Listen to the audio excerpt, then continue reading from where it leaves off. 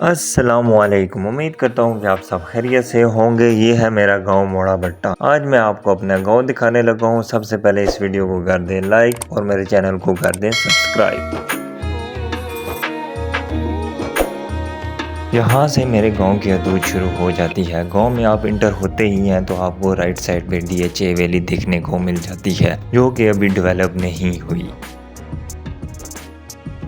ये जो आप एरिया देख रही हैं, इसको सेक्टर बोगनविला का नाम दिया गया है। DHA से पहले यहाँ पर जंगल ही हुआ करता था और गांव में एंटर होते ही राइट साइड पर एक छोटा सा घर हुआ करता था, जो कि DHA में आ चुका है और अब डिमोलिश हो चुका है। चलें जब चलते हैं गाँव की तरफ। सबसे पहले मैं आपको गाँव की एग्जैक्ट लोकेशन बताऊंगा, इसके बाद गाँव की थोड़ी सी हिस्ट्री और इसके अलावा हमारे गाँव में क्या होता है क्या नहीं, सब कुछ आपको इस वीडियो में मिलेगा।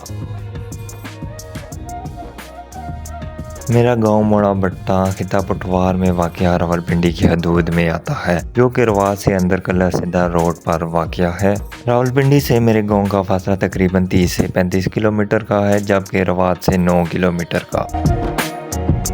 चलिए अब आते हैं गांव की हिस्ट्री के बारे में। मेरा गांव कब आबाद हुआ इसका एग्जैक्ट तो किसी को नहीं पता। इसकी वजह यह है कि मेरे गांव में 95% हिंदू और सिख आबाद थे, जो कि पार्टीशन के बाद यहाँ से चले गए, पर अपना नाम और अपनी यादें यहाँ पर छोड़ गए। जैसा कि मेरे गाँव का नाम मोड़ा भट्टा, ये भी हिंदुओं का रखा हुआ नाम है। हिंदुओं में एक कौम होती है भट्ट, और ये नाम भी वहाँ से ही रखा गया है। हमारे गांव में अक्सर उनकी बातें होती रहती हैं। मेरा नहीं ख्याल कि उनकी बातें और उनकी यादें हमारे गांव से ख़त्म हो सकती हैं। गांव काफ़ी डेवलप हो चुका है, बेशुमार नए घर बन गए हैं। चंद एक घर हिंदुओं के ज़माने के अभी भी मौजूद हैं, जो कि आगे चल के अभी मैं आपको वीडियो में दिखाऊँगा भी।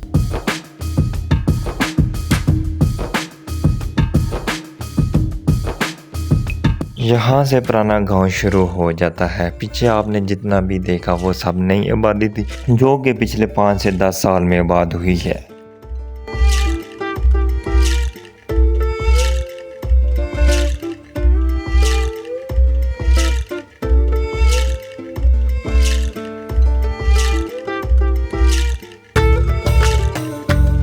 ये है हमारे भाई सरदार शराफत, जो कि गांव में परचून का बिजनेस करते हैं।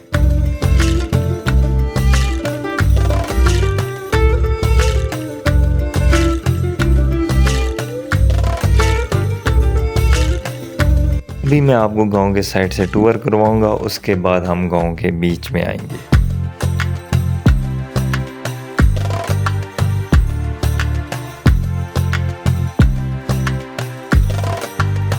ये है मेरा खूबसूरत गांव। होप सो आपको भी पसंद आ रहा होगा।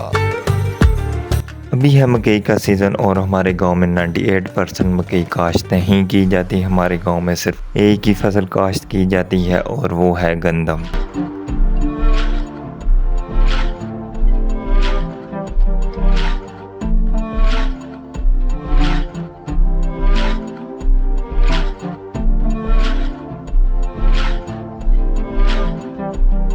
हमारे गांव में ऐसे खूबसूरत घर आपको काफ़ी देखने को मिल जाएंगे, क्योंकि हमारे गांव की काफ़ी तादाद यूके में आबाद है।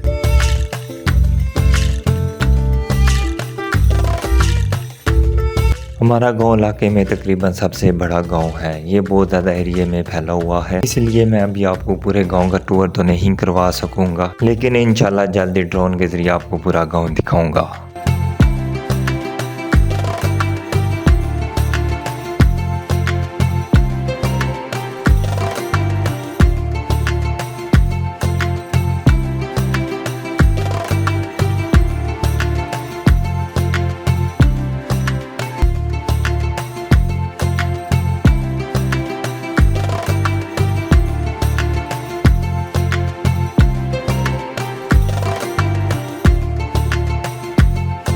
ये है हमारे गांव का गवर्नमेंट गर्ल्स प्राइमरी स्कूल, जिसमें गांव और इलाके के बच्चे पढ़ने के लिए आते हैं।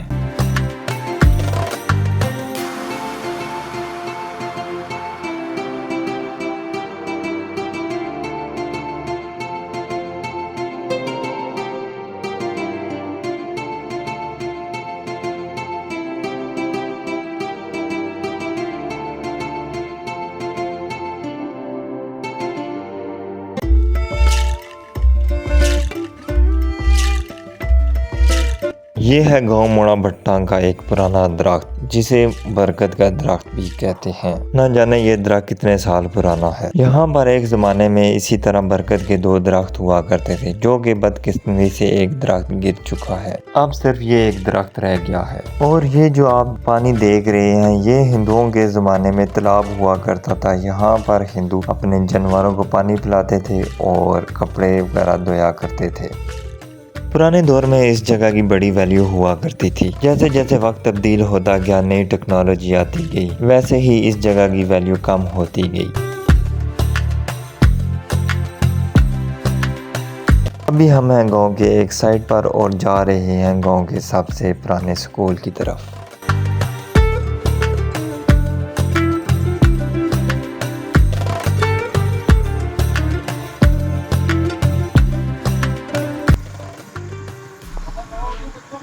ये है मोड़ा भट्टा का सबसे पुराना गवर्नमेंट स्कूल। ये कब बना एग्जैक्ट डेट तो मुझे नहीं पता इसकी कि ये कितना पुराना है। बहरहाल ये हिंदुओं के ज़माने का है। अब तो रेनोवेट हो चुका है। पहले तो बहुत ही पुराना हालत में हुआ करता था। ये वक्त के साथ साथ रेनोवेशन इसकी चलती रहती है। तो ये रेनोवेट हो चुका है। मैं इसको भी थोड़ा सा, अभी तो ये बंद हो चुका है, थोड़ा सा आपको दरवाजे के ऊपर से दिखा देता हूँ अंदर से ये कैसा है।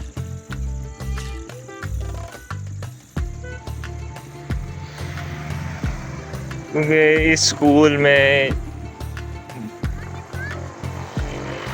जब ये प्राइवेट सेक्टर नहीं होता था तो यहाँ पे बहुत दूर दूर से लोग पढ़ने के लिए आते थे।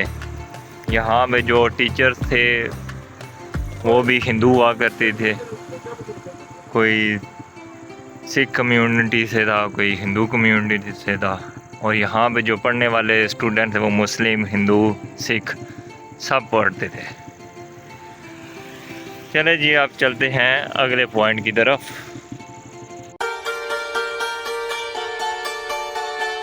अभी हम जा रहे हैं गांव के मिड में, जहां पर हमारे गांव की जामिया मस्जिद और हिंदुओं का मंदिर है। उम्मीद करता हूँ कि आपको ये वीडियो पसंद आ रही होगी। अगर पसंद आ रही है तो इस वीडियो को कर दें लाइक। अच्छा, अभी मैं आपको एक इंटरेस्टिंग बात बताने लगा हूँ कि कुछ दिन पहले मैंने अपने गांव की ही वीडियो यूट्यूब पे देखी, जो तकरीबन 13 साल पुरानी वीडियो थी। तो उस पे इंडिया से 2 बंदों की कमेंट्स आए हुए थे, जो कि अभी मैं आपको स्क्रीन पे शेयर भी कर देता हूँ। वो जो 2 बंदे थे, उनके बाप या दादा वो हमारे गाँव में से थे। ये कमेंट्स देखकर मुझे बहुत खुशी हुई कि हमारे गाँव के लोग जो कि पार्टीशन के वक्त इंडिया मूव हो गए थे, उनको या उनकी नस्ल को हमारा गांव अभी भी याद है। अभी मैं आपको दिखाने लगा हूं हमारे गांव में हिंदुओं की सबसे बड़ी निशानी।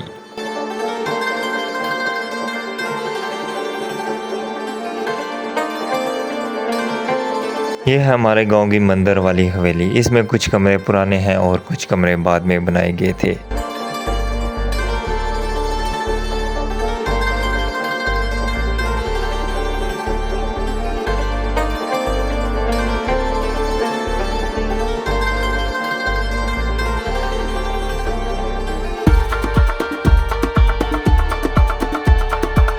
ये है हमारे गांव का मंदिर, जो कि किसी दौर में आबाद हुआ करता था। हिंदू यहाँ पर आकर पूजा किया करते थे, लेकिन जब से हिंदू यहाँ से गए हैं तब से ये बंद पड़ा हुआ है। लेकिन इस मंदिर को देखकर हिंदुओं की याद ताज़ा होती रहती है।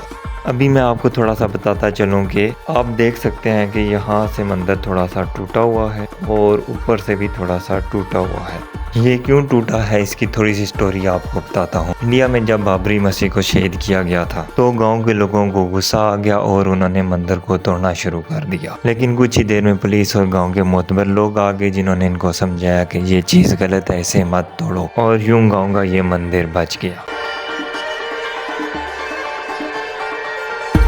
अब चलते हैं एक पुराने घर की तरफ, जो कि किसी दौर में सरदार बलवंत सिंह की मलकियत हुआ करता था।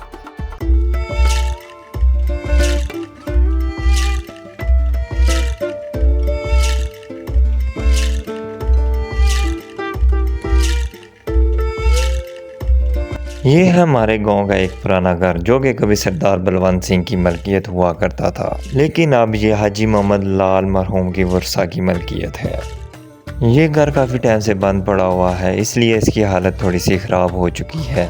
जब तक हाजी मोहम्मद लाल साहब ज़िंदा थे, उन्होंने इस घर को अच्छा मेंटेन रखा हुआ था। इस घर का दरवाज़ा आप देख सकते हैं कि कितना ही खूबसूरत और मेहनत से बनाया गया है।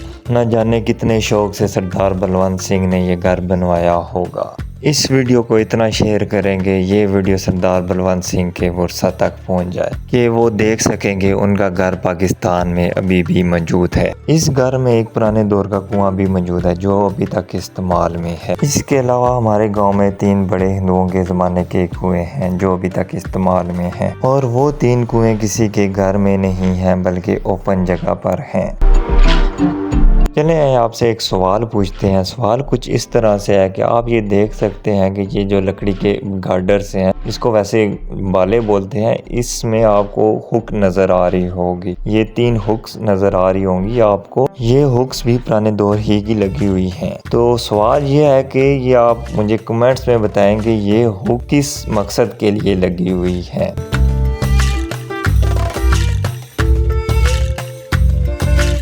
इस घर में 5% चेंजिंग हुई है, बाकी 95% इस घर की शेप पुरानी ही है।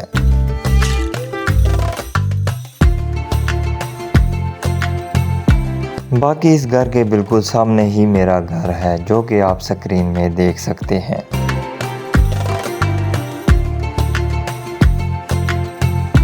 चलें अब इस घर को करते हैं अलविदा और चलते हैं अब अगले पॉइंट की तरफ।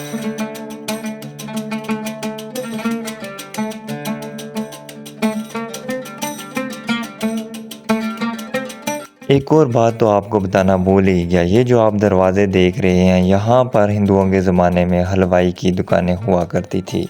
अब आप ये सोच रहे होंगे कि मुझे ये सब बातें कैसे पता। रिश्ते में मेरे परनाना लगते थे मोहम्मद आलम। उन्होंने अपनी ज़िंदगी हिंदुओं और सिखों के साथ गुजारी थी, और कुछ हिंदू और सिख उनके दोस्त भी हुआ करते थे। हिंदू उनको बाबा राजा के नाम से बुलाया करते थे। और ये सब बातें मैंने अपने बुजुर्गों से सुनी कि हमारे गाँव में क्या क्या हुआ करता था।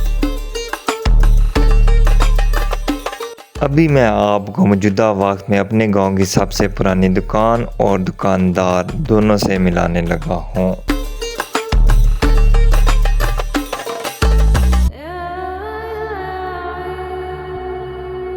ये हैं सरदार मोहम्मद आरिफ जो कि पिछले 53 साल से दुकानदारी की मद में गांव मोड़ा भट्टा के लोगों की खिदमत कर रही है।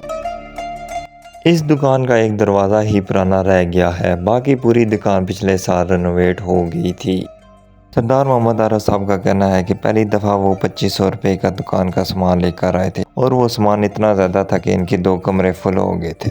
क्यों रौनका ते महफिलां मुक गईयां, गुंचे कलियां गुलजारां थी सुक गईयां, कोने कोने उदासियां छाइयां हुईयां। अस्सलामुअलैकुम, उम्मीद करता हूँ कि आपको मेरा गाँव पसंद आया होगा। अगर आपको मेरा गाँव पसंद आया है तो इस वीडियो को कर दें लाइक, और जल्दी से कमेंट्स करके बताएंगे इस वीडियो का कौन सा पार्ट आपको अच्छा लगा है। मिलते हैं नेक्स्ट व्लॉग में, तब तक के लिए रखिएगा अपना ख्याल। अल्लाह हाफिज़।